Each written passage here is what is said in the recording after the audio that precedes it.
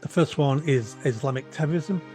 Just Stop Oil, the eco-green lunatics who bring traffic to a stop, who stop ambulances getting to hospitals, chopping down the ULEZ towers and the cameras.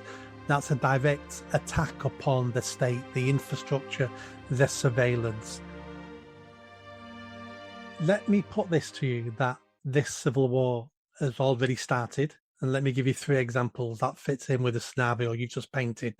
The first one is Islamic terrorism.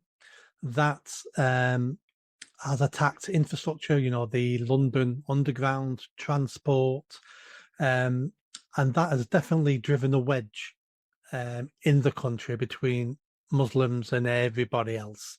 And the feeling against Muslims now is exploding across the country because we see those people now as the enemy. That's my first point. My second point is Just Stop Oil, the eco-green lunatics who bring traffic to a stop, who stop ambulances getting to hospitals, who attack our culture, works of art. And I've had a theory about them for quite a while, that even though they're so-called peaceful, I feel they're waiting for someone to take the law in their own hands and hurt them or run them over or kill them, for them to use that as an excuse for them to go to the next stage, which is, we're going to go to violence now and you drew first blood on us. And the third example would be attacking the state.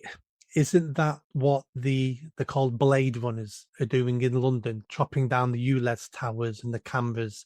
That's a direct attack upon the state, the infrastructure, the surveillance. If you put those 3 things together, has the civil war already started, but at a lower level? Yes, I tend to agree with that point of view. I think in the course of time, some decades from now, when we look back at this period, it may well, and historians are writing up the history of this period of Britain, actually of the Western world more generally. I think they are bound to conclude that in most of the significant ways that the Civil War had already begun at this stage. I fully agree with the 3 points you have made, but particularly I think that the latter one, I think what the Blade Runners and the attacks on the ULEZ system have demonstrated in a kind of larval form is the essence of the critical infrastructural attack strategy, which I've described. And there are certain things that one can draw from that. Firstly, they've been very successful. Whoever these people are, and popular. Yes, that's right. Popular and successful.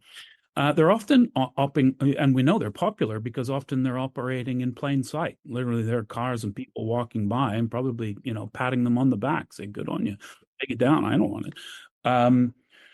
So that is worrisome. That from a security perspective, if you're thinking about how to defeat this strategy, even in a very larval form, the ability of the state to fight back against this has been not terribly significant. In political terms, moreover, I think we've already crossed the tipping point. According to UK Parliament's own research, as of 2023, which is the last time I looked at, the Parliament's own research on social attitudes, it was determined that 60% of British respondents to the survey done agreed with the statement that politicians don't care. I'm going to go out on a limb and say if that research was done in 2025, it would be a bigger number. I mean, I think I would struggle. I see you nodding. I would probably struggle to find a single person who would agree with the statement that politicians or disagree with the statement that politicians don't care. In that same piece of research, it was found that just 12% of British adults trust in political parties. So on every level, and as we've seen across a range of issues, but I think most tellingly in the context of the current discussion around the potential of bringing back conscription and the reaction of normal British people to this idea, we're seeing very distinctive sign that the sense of British pre-political loyalty has essentially been eroded almost to zero. And those things didn't happen. We're not waiting for those things to happen, and they didn't just happen yesterday. They actually they are the result of processes that are in some cases actually decades long, and had been achieved some already some years behind us. So when a government's perceived legitimacy drops to the extent that that it has demonstrably, as I've just said, in Britain, that is a very serious indicator of a desperate illness of that society, and it's already occurred. So fundamentally, I agree with your statement.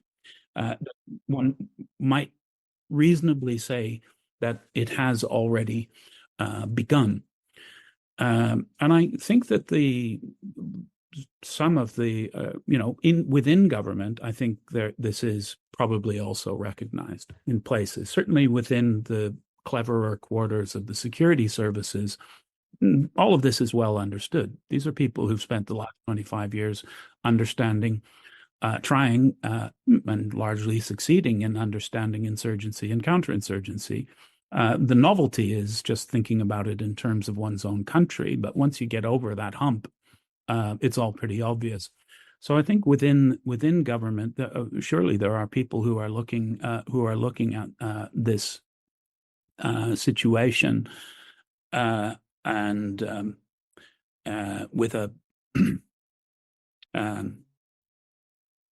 no doubt a sinking feeling of frustrated urgency. I say urgency because it's a tremendously important problem. Frustrated because there's simply no evidence whatsoever that the actual elected government is doing anything useful about this. In fact, quite the opposite. They seem to be following a textbook entitled "How to Create a Civil War in Your Own Country."